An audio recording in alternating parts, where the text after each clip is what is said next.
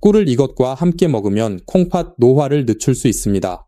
여러분 지금 주방에 있는 꿀단지를 열어 따뜻한 물에 한 숟가락 크게 떠서 넣고 계신가요?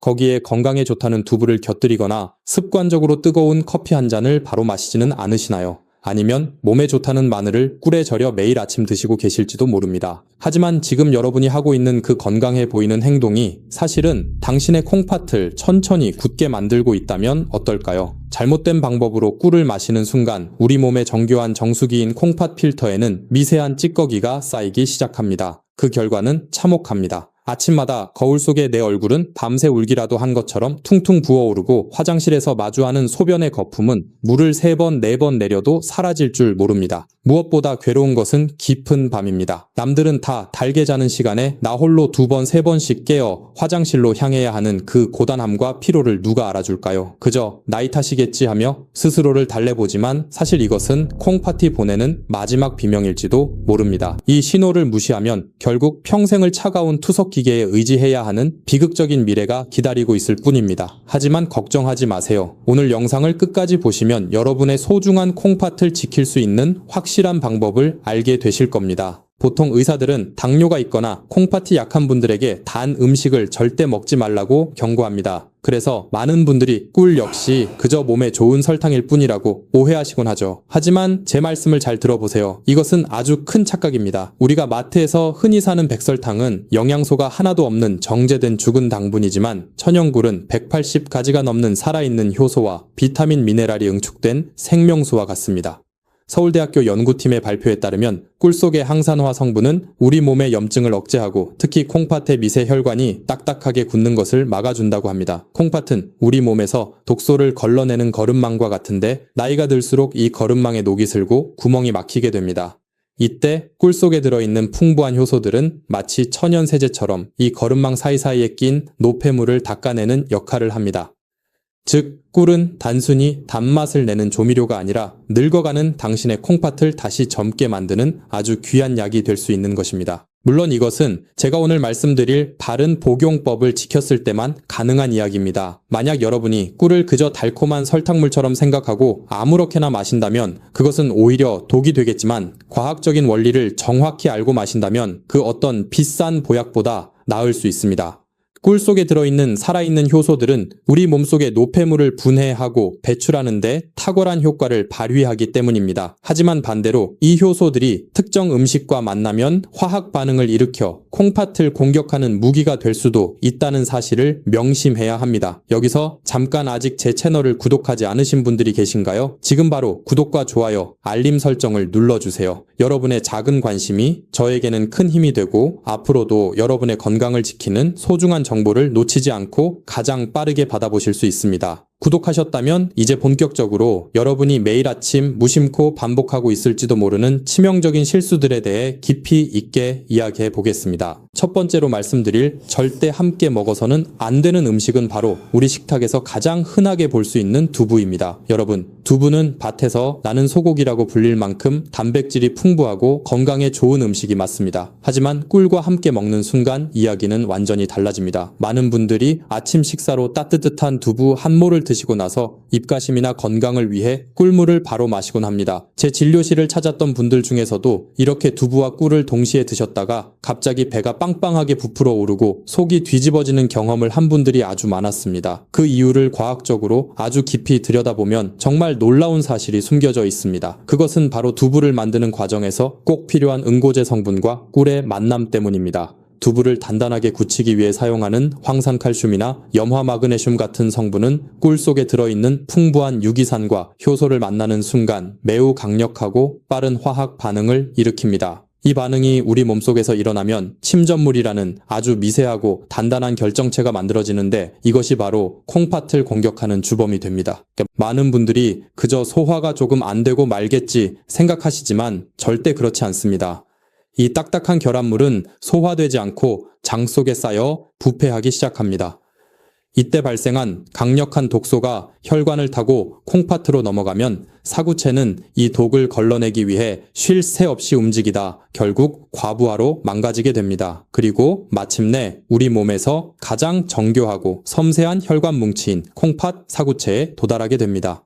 사구체는 아주 얇은 모세혈관들이 실타래처럼 엉켜 있는 곳인데 이곳에서 우리 몸의 노폐물을 걸러내는 아주 중요한 역할을 수행합니다. 그런데 꿀과 두부가 만나서 만들어진 딱딱한 침전물들이 이 얇은 혈관벽을 긁고 지나가거나 미세한 틈에 박히기 시작하면 어떻게 될까요? 혈관벽에 미세한 상처가 생기고 콩팥은 이 상처를 치료하기 위해 급격한 염증 반응을 일으킵니다. 염증이 반복되면 부드러웠던 혈관은 점차 딱딱하게 굳어가는 섬유화 현상이 나타나게 됩니다. 이것이 바로 콩팥 노화가 급격히 빨라지는 근본적인 원인입니다. 더 나아가 이 과정에서 발생하는 산화 스트레스는 콩팥 세포의 엔진이라고 할 수 있는 미토콘드리아를 직접적으로 공격합니다. 세포의 에너지 공장이 멈추면 콩팥은 스스로를 정화할 수 있는 능력을 완전히 상실하게 됩니다. 특히 나이가 들면 우리 몸의 소화 효소는 20대 시절에 비해 절반 이하로 줄어듭니다. 또한 위산의 분비량도 적어지기 때문에 이런 화학적 결합물들을 중화시키기가 더욱 어려워집니다. 젊었을 때는 대충 먹어도 몸이 어느 정도 이겨냈을지 모르지만 60대 이후의 장기는 작은 충격에도 큰 타격을 입습니다. 서울대학교 연구를 비롯한 여러 과학적 사례를 보면 이런 불용성 복합체가 장에서 흡수되지 못하고 정체되면서 부패가스를 만들어냅니다. 이 가스는 다시 혈액으로 흡수되어 콩팥의 역과 기능을 방해하는 이중의 고통을 안겨줍니다. 장기적으로는 콩팥의 노화 속도를 3배 이상 가속화할 수 있다고 경고하고 있습니다. 콩팥은 한번 기능을 잃거나 세포가 파괴되면 다시 재생하기가 매우 어려운 장기입니다. 침묵의 장기라는 별명처럼 80% 이상 망가지기 전까지는 우리에게 아무런 통증도 호소하지 않습니다. 그렇기 때문에 이런 상극인 음식 조합을 미리 알고 피하는 것만이 내 몸의 정수기를 지키는 가장 현명한 방법입니다. 단순히 배가 아픈 문제가 아니라 우리 몸의 독소를 걸러내는 핵심 장기가 서서히 빛을 잃어가는 과정일 수 있기 때문입니다.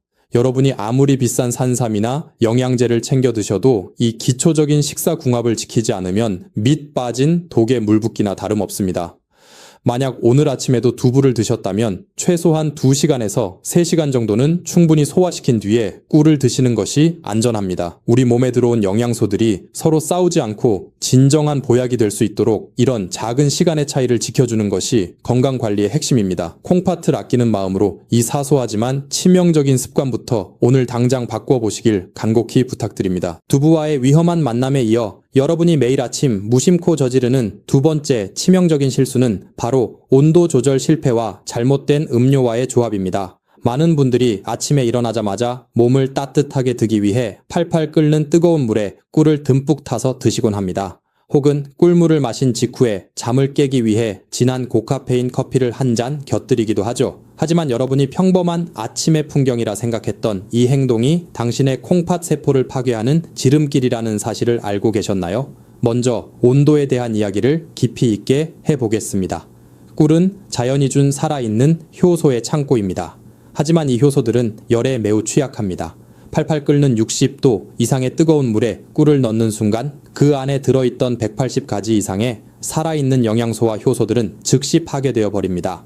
단순히 영양소가 사라지는 것으로 끝나면 다행이겠지만 진짜 문제는 지금부터입니다. 꿀 속에 과당이 높은 열을 만나게 되면 하이드록시메틸 푸르푸랄이라는 다소 어려운 이름의 화학 물질이 급격히 생성됩니다. 이것은 일종의 변질된 화합물로 우리 몸속에서 산화 스트레스를 유발하는 주범이 됩니다. 이 변질된 성분이 혈액을 타고 콩팥에 도달하면 콩팥의 미세 혈관들은 비상이 걸립니다. 가뜩이나 여과 업무로 바쁜 콩팥 필터에 정체불명의 독성 찌꺼기가 추가로 들어오는 셈이니까요. 특히 이 성분은 콩팥의 세뇨관 세포에 직접적인 압박을 가하여 역과 효율을 떨어뜨립니다. 서울대학교 연구팀을 비롯한 수많은 영양학자들이 꿀을 탈 때 반드시 40도 이하의 미지근한 물을 사용하라고 강조하는 이유가 바로 여기에 있습니다. 온도가 너무 높으면 꿀은 더 이상 약이 아니라 당신의 콩팥을 지치게 만드는 설탕물 그 이하가 되어버립니다.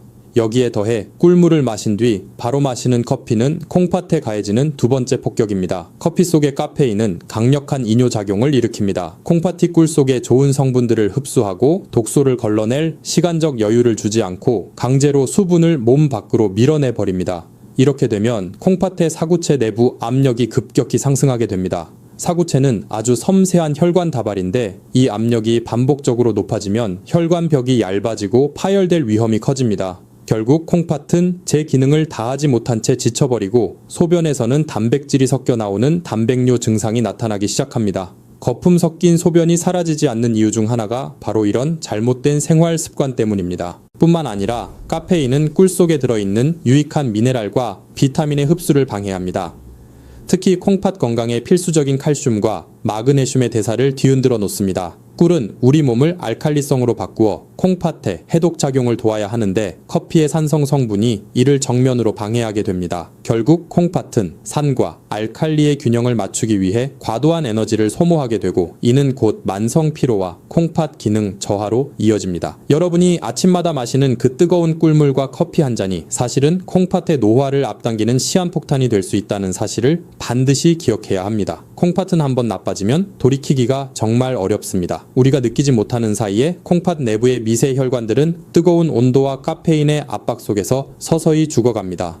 침묵에 잠긴 콩팥이 통증을 보낼 때는 이미 손을 쓰기 늦은 경우가 많습니다. 그러니 오늘부터라도 꿀을 드실 때는 손등에 떨어뜨렸을 때 따뜻함이 느껴질 정도의 미지근한 온도를 지켜주세요. 그리고 꿀물을 마신 뒤에는 최소한 1시간 이상의 간격을 두고 커피를 드시는 것이 콩팥을 위한 최소한의 예의입니다. 잠시 여기서 여러분의 의지를 확인하고 싶습니다. 콩팥은 한번 망가지면 되돌릴 수 없는 장기입니다. 나는 내 몸을 소중히 여기겠다는 다짐으로 지금 댓글창에 건강이라는 2글자를 남겨주세요. 여러분이 남겨주시는 건강이라는 댓글을 보며 저 역시 더 큰 책임감을 가지고 영상을 만들겠습니다. 이제 온도와 카페인의 위험성을 넘어 여러분께 가장 강조하고 싶은 세 번째 치명적인 실수는 바로 생마늘과 꿀의 잘못된 만남입니다. 많은 분들이 천연 항생제라고 불리는 마늘을 꿀에 절여 먹는 것이 최고의 보약이라고 믿고 계십니다.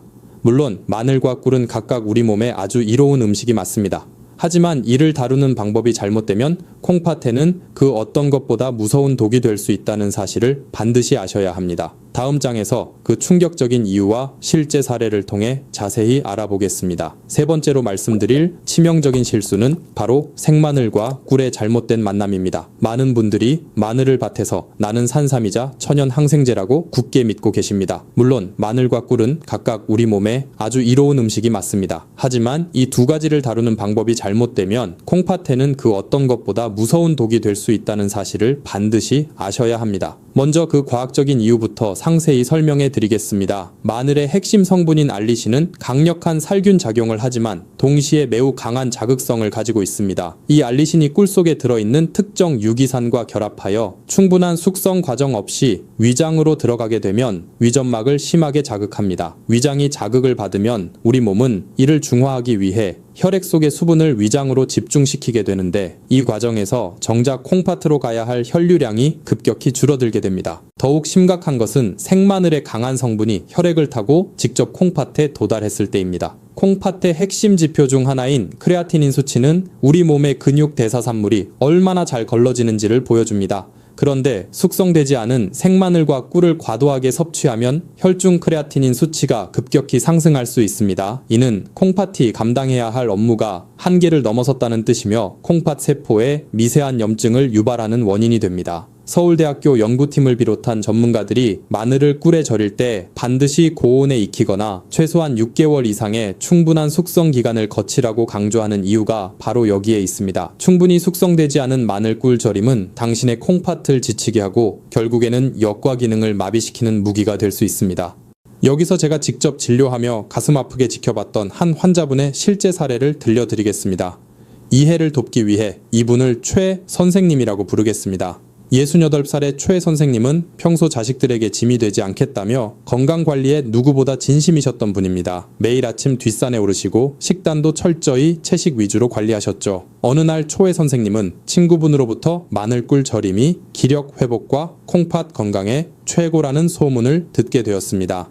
최 선생님은 그 길로 시장에 가서 가장 좋은 국산 마늘과 비싼 토종꿀을 사 오셨습니다. 하지만 여기서 비극이 시작되었습니다. 최 선생님은 마늘의 알싸한 맛이 몸을 정화한다고 믿으셨고 마늘을 찌거나 익히는 과정 없이 생마늘을 그대로 꿀단지에 담가버렸습니다. 성격이 급하셨던 최 선생님은 충분한 숙성 기간도 기다리지 못하고 불과 일주일 만에 이를 개봉하여 매일 아침 공복에 한 숟가락씩 크게 드셨습니다. 처음 일주일 동안은 몸에서 열이 나고 활력이 생기는 것 같아 최 선생님은 주변 친구들에게도 이 비법을 널리 알리셨습니다. 하지만 한 달이 지날 무렵 선생님의 몸에는 이상한 변화가 나타나기 시작했습니다. 아침마다 거울을 보면 눈꺼풀이 소시지처럼 퉁퉁 부어 있었고 신발이 들어가지 않을 정도로 발등이 부어 올랐습니다. 무엇보다 밤이 너무나 고통스러웠습니다. 한번 잠들면 아침까지 푹 자야 하는데 1시간 간격으로 소변 신호가 와서 화장실을 들락날락해야 했습니다. 소변에서는 물을 몇 번이나 내려도 사라지지 않는 끈적한 거품이 가득했습니다. 최 선생님은 그저 몸에 독소가 빠져나가는 명현현상이겠지 하며 미련하게 참고 계속 드셨습니다. 결국 최 선생님은 일상생활이 불가능할 정도의 무력감에 빠져 재진료실을 찾으셨습니다. 검사 결과는 참담했습니다. 평소 매우 건강했던 최 선생님의 콩팥 지표는 이미 일반인의 절반 수준으로 뚝 떨어져 있었고 당장 입원하여 치료를 받지 않으면 평생 투석 기계에 몸을 맡겨야 할 수도 있는 위험한 상태였습니다. 최 선생님은 제 앞에서 아이처럼 엉엉 울음을 터뜨리셨습니다. 선생님, 저는 자식들 걱정 안 시키려고 몸에 좋다는 건 다 찾아 먹었는데 왜 제 콩팥이 이렇게 망가졌나요? 저는 최 선생님의 떨리는 손을 잡고 위로해 드렸습니다. 선생님의 정성이 부족해서가 아니라 단지 그 정성이 잘못된 길로 향했을 뿐입니다.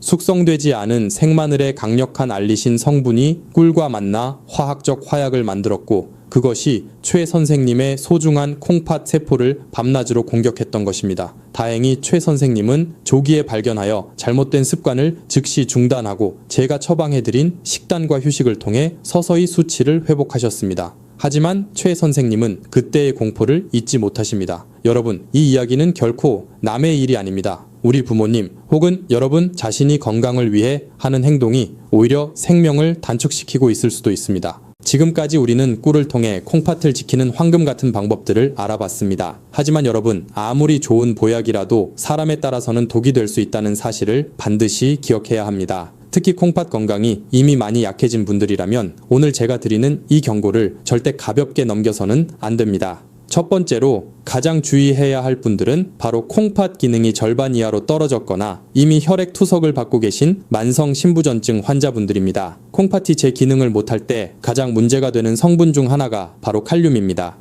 천연굴에는 콩팥 건강에 도움을 주는 칼륨이 풍부하게 들어있지만 여가 기능이 거의 멈춘 상태의 콩팥에는 이 칼륨이 엄청난 부담이 됩니다. 몸 밖으로 배출되지 못한 칼륨이 혈액 속에 쌓이면 곧 고칼륨 혈증이라는 위험한 상태를 유발할 수 있습니다. 이는 심장 근육에 영향을 주어 갑작스러운 심장마비나 근육마비를 일으킬 수 있는 매우 심각한 상황입니다. 따라서 이미 콩팥 질환이 깊어지신 분들은 꿀물을 드시기 전에 반드시 담당 전문의와 상의하여 하루 섭취량을 조절해야 합니다. 내 몸의 상태를 무시한 채 좋다는 것만 따라가는 것은 앞서 말씀드린 최 선생님의 사례보다 더 위험한 결과를 초래할 수 있습니다. 두 번째로 주의가 필요한 분들은 당뇨병을 앓고 계신 분들입니다. 앞서 제가 꿀이 정제된 설탕과는 다르다고 말씀드렸지만 꿀 역시 결국에는 당분입니다. 꿀의 주성분인 과당과 포도당은 흡수가 매우 빠르기 때문에 한꺼번에 너무 많은 양을 마시면 혈당 수치가 급격히 오를 수 있습니다. 당뇨 환자에게 혈당의 급격한 변동은 콩팥 사구체를 직접적으로 손상시키는 가장 큰 적입니다. 따라서 당뇨가 있는 분들이 콩팥을 위해 꿀물을 드시고자 한다면 반드시 식사 직후보다는 식간에 드시는 것이 좋으며 평소 혈당 관리 수치를 엄격히 모니터링해야 합니다. 꿀 한 숟가락의 양도 일반적인 경우보다 줄여서 티스푼 하나 정도로 시작하는 지혜가 필요합니다. 과유불급이라는 말처럼 아무리 좋은 효소라도 내 몸의 혈당 조절 능력을 넘어서면 콩팥에는 오히려 스트레스가 된다는 점을 잊지 마세요. 또한 꿀 알레르기가 있는 분들도 세심한 관찰이 필요합니다. 꿀은 벌이 꽃가루를 수집해 만든 것이기 때문에 꽃가루 알레르기가 있는 분들이 꿀을 드시면 가려움증이나 두드러기 심한 경우 호흡 곤란까지 겪을 수 있습니다. 이런 알레르기 반응은 몸 전체의 염증 수치를 높여 결국 콩팥의 면역 체계에도 혼란을 줄 수 있습니다. 처음 꿀물을 시도하신다면 아주 적은 양으로 내 몸의 반응을 먼저 살피는 것이 순서입니다. 마지막으로 영유아의 경우를 말씀드리겠습니다. 돌이 전에 어린아이들에게는 절대 꿀을 먹여서는 안 됩니다. 꿀 속에 들어있을 수 있는 보툴리누스균은 성인의 장에서는 문제가 되지 않지만 아직 장 기능과 콩팥 기능이 미성숙한 아이들에게는 치명적인 독소가 되어 근육마비를 일으킬 수 있습니다. 이는 아이의 건강한 성장을 방해하고 평생의 건강 기초를 흔들 수 있는 위험한 행동입니다. 여러분, 제가 오늘 이 이야기를 드리는 이유는 겁을 주기 위해서가 아닙니다. 우리가 꿀을 통해 콩팥 노화를 늦추고 건강해지려는 목적은 결국 더 행복한 삶을 살기 위해서입니다. 그 행복을 지키기 위해서는 내 몸이 현재 어떤 상태인지, 내가 어떤 기저질환을 가지고 있는지 객관적으로 파악하는 냉철함이 필요합니다. 다음 장에서는 콩팥의 독소를 깨끗하게 씻어내고 세포를 다시 젊게 만드는 기적의 황금 레시피와 복용법을 공개하겠습니다. 콩팥을 살리는 진짜 보약이 무엇인지 지금 바로 확인해 보세요. 최 선생님의 안타까운 사례를 통해 우리가 무엇을 조심해야 하는지 분명히 배웠습니다. 이제는 절망적인 이야기에서 벗어나 우리의 콩팥을 다시 젊게 만들고 이미 쌓인 독소를 씻어낼 수 있는 기적의 황금 레시피를 공개할 시간입니다. 여러분, 콩팥 건강의 핵심은 바로 혈액의 깨끗함과 적정한 산도 유지에 있습니다. 우리 몸이 산성화될수록 콩팥은 이를 중화하기 위해 엄청난 에너지를 소모하며 지쳐가게 됩니다. 이때 꿀과 함께 시너지를 내어 콩팥의 짐을 덜어줄 수 있는 첫 번째 주인공은 바로 계피입니다. 계피는 단순히 향이 좋은 향신료가 아닙니다. 동의보감에서도 계피는 몸에 찬 기운을 몰아내고 혈류를 개선하는 데 탁월하다고 기록되어 있습니다. 현대 과학적 관점에서 보면 계피 속의 시나말데하이드 성분은 혈관을 확장시키고 혈액 순환을 촉진하여 콩팥 사구체의 역과 압력을 조절하는 데 도움을 줍니다. 꿀과 계피가 만나면 콩팥 세포를 공격하는 활성산소를 제거하는 강력한 항산화 방패가 만들어집니다. 서울대학교를 비롯한 여러 연구 결과에 따르면 계피는 혈당 수치를 안정시키는 데 기여하며 이는 결과적으로 당뇨로 인해 콩팥이 망가지는 것을 예방하는 훌륭한 조력자가 됩니다. 꿀에 살아있는 효소가 계피의 유효 성분을 우리 몸 구석구석으로 운반하는 트럭 역할을 하기 때문에 이 둘의 조합은 그 어떤 비싼 약보다 효과적일 수 있습니다. 하지만 여기서 중요한 것은 계피의 종류입니다. 반드시 쿠마린 함량이 낮은 실론 계피를 선택해야 콩팥에 무리를 주지 않는다는 점을 꼭 기억해 주세요. 더 나아가 계피는 콩팥의 세뇨관에서 수분과 전해질의 재흡수 과정을 돕습니다. 이는 콩팥이 불필요한 에너지를 낭비하지 않도록 도와주며 부종을 가라앉히는 데에도 큰 역할을 합니다. 두 번째로, 이 황금 레시피에 들어갈 마법의 재료는 바로 자연 발효된 사과, 식초입니다. 식초라고 하면 산성이라서 콩팥에 안 좋을 것 같다고 걱정하시는 분들이 많습니다. 하지만 천연 발효 식초는 우리 몸속에 들어가는 순간 대사 과정을 거쳐 알칼리성으로 변하는 신비로운 성질을 가지고 있습니다. 꿀에 든 칼륨과 사과 식초의 유기산이 결합하면 콩팥 속에 쌓인 요산 결정과 노폐물을 부드럽게 녹여 배출하는 천연 청소부 역할을 하게 됩니다. 마치 정수기 필터 속에 낀 석회질을 식초물로 씻어내듯 콩팥 사구체 구석구석을 청소해주는 것입니다. 꿀의 포도당과 식초의 초산이 만나면 우리 몸의 구연산 회로가 활발하게 돌아가기 시작합니다. 이는 콩팥 세포 하나하나에 생기를 불어넣고 지친 세포가 스스로를 수복할 수 있는 힘을 제공합니다. 이 세 가지 재료, 즉 꿀과 계피 그리고 사과 식초가 만나면 콩팥 노화를 늦추는 강력한 삼각편대가 완성됩니다. 이 조합은 특히 아침 공복인 오전 5시에서 7시 사이에 마셨을 때 그 효과가 극대화됩니다. 40도 이하의 미지근한 물 200ml에 사과 식초 한 큰 술을 넣고 꿀 한 숟가락과 계피 티스푼 하나를 섞어 천천히 드셔보세요. 이때 금속 숟가락은 꿀의 효소를 파괴할 수 있으니 나무나 플라스틱 스푼을 사용하시는 것이 좋습니다. 사랑하는 여러분, 이제 우리는 이 소중한 여정의 끝자락에 함께 서 있습니다. 오늘 배운 내용을 통해 꿀이 단순한 단맛이 아니라 콩팥을 살리는 귀한 약이 될 수 있음을 가슴 깊이 새기셨을 겁니다. 콩팥은 우리가 잠든 깊은 밤에도 당신의 생명을 지키기 위해 단 한순간도 쉬지 않고 묵묵히 일하는 헌신적인 장기입니다.